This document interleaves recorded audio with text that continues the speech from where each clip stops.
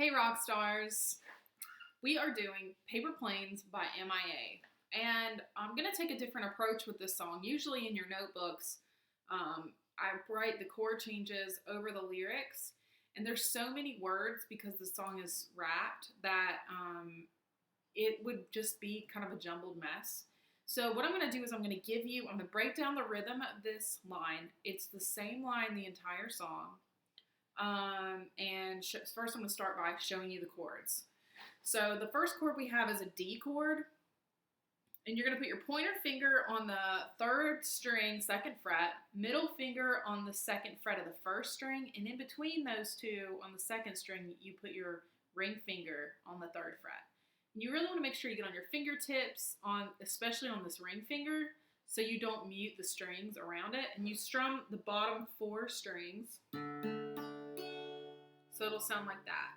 Now, if you're getting a thumpy kind of sound, you need to either push harder or make sure you get more on your fingertip on your ring finger. And you can just troubleshoot that chord by making sure each note rings out clear. Now, your next chord is a C chord. So you can play this two different ways. The easy way to play it is put your middle finger on the third fret of the fifth string and put your pointer finger on the second fret of the fourth string, and you can only strum the three strings, so on the third string, the fourth string, and the fifth string. These here. Now, if you strum anything else, it's going to sound a little weird and wonky,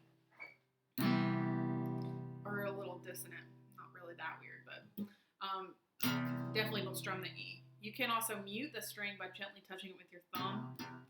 So if you accidentally hit it, it'll sound thumpy. The next chord, and then if you want to play this the full C chord way, then you put your pointer finger on the first fret of the second string, you skip a string, okay, and then you go to the second fret of the fourth string, and then your ring finger on the third fret of the fifth string. So you really have to make sure that you're on those fingertips so this G string can ring out. And you strum the bottom five. And that's a full C chord.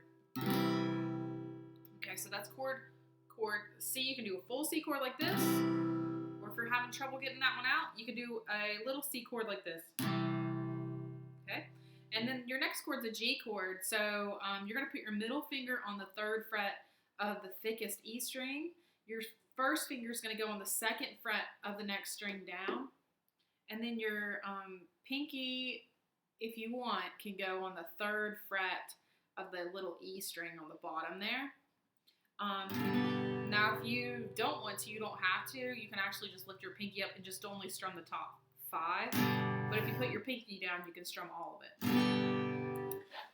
But this is convenient as fuck because you can go from the C chord here, this little baby C shape, to the G chord, and it's really close. Okay, so we have D chord to C chord to G chord.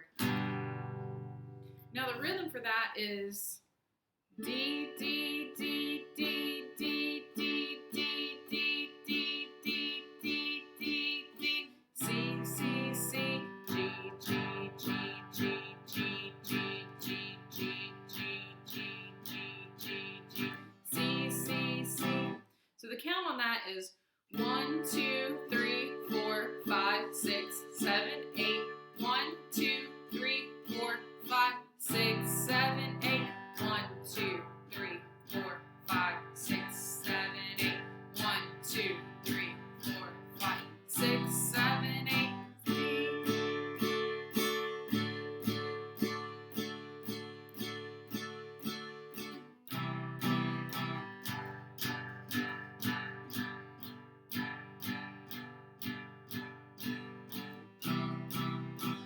So basically, the math on that is D chord, you're going 8 straight, and then you go another up to 5. So 1, 2, 3, 4, 5, 6, 7, 8. 1, 2, 3, 4, 5. And on that second 6, 7, 8, you're on C. Then you switch to G on the next one, and you're on that for a full 8. and then you're on it for another 5. So the second 6, 7, 8 on that one, you're also on C. So every other measure, whenever you do a C, it's always on a 6, 7, 8. Now that I did it really slow.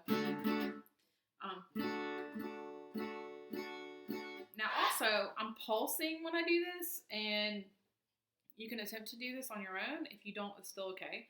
But I'm going, because it kind of makes the notes like more staccato, like hits. If you hold it down, it just sounds a little different.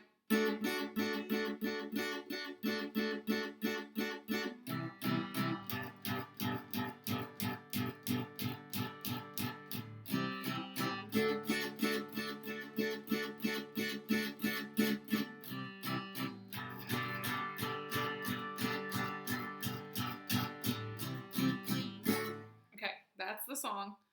Now, I didn't want to throw too much stuff at you, but you could learn this song as power chords, which is just your pointer finger on the A string, or A note, that's the 5th fret, the E string, and then your ring finger on the next string down on the 7th fret. So you start there.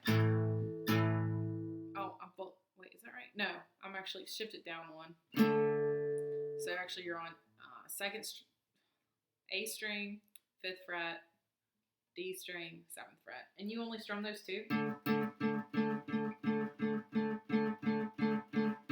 And then you just move that same shape to the 3rd and 5th fret on the C note, 8 same strings. And then you move that shape back up toward your head on the E and A strings.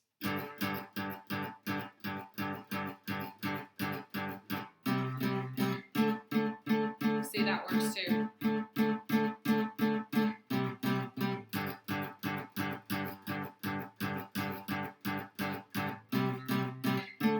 So if you're comfortable with power chords, you can do this one.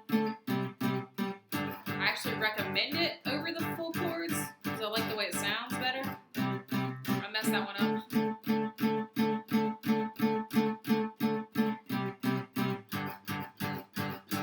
Now on the chorus, it's like, all I want to do is, we're going to figure out what that is. All I want to do is, I messed it up. I'm thinking while playing. It's a mistake. Okay. We'll talk about that more in class, but we might end up just playing it straight through so it doesn't throw everybody off. So one more time, the count on that is 1, 2, here we go, and D, D, D, D, D, D, D, D, D, D, D, D, C, C, C, G, G, G, G, G, G, G, G, G, G, G, C, C, C.